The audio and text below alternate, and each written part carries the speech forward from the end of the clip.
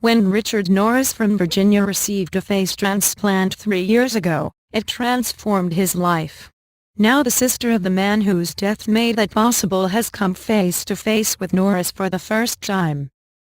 In an emotional encounter filmed for 60 Minutes Australia, Rebecca Aversano asks Norris if he would mind if she touched his new face. "No, not at all," he replies, according to a trailer for the program, to be aired Sunday. As she raises her right hand gently to his forehead, Rebecca has one word to describe the experience: "Wow."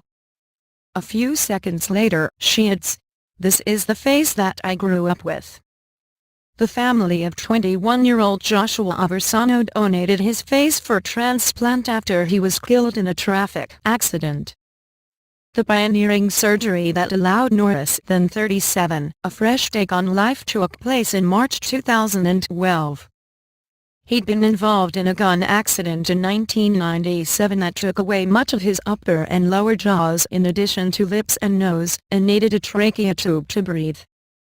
A team of specialists at the University of Maryland Medical Center performed the procedure, which lasted 36 hours. The surgery involved replacing both jaws, as well as his tongue and skin and underlying nerve and muscle tissue, and an entire set of teeth. Essentially, his entire face was replaced except for his eyes and the back remnant of his throat. Doctors said Norris was the most extensive surgery of its kind. In a statement released by the medical center in October 2012, Norris described the dramatic difference the donation had made in his life. Transplant recipient meets sister of man who gave him a new face. "For the past 15 years I lived as a recluse, hiding behind a surgical mask and doing most of my shopping at night when less people were around," he said. "I can now go out and not get the stares and have to hear comments that people would make.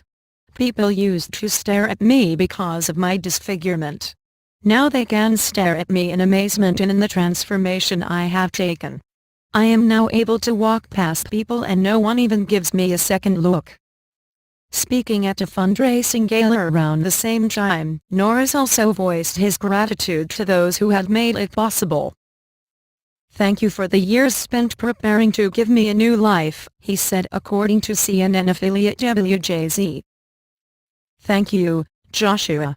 We will always be grateful to you and your family for this gift of life."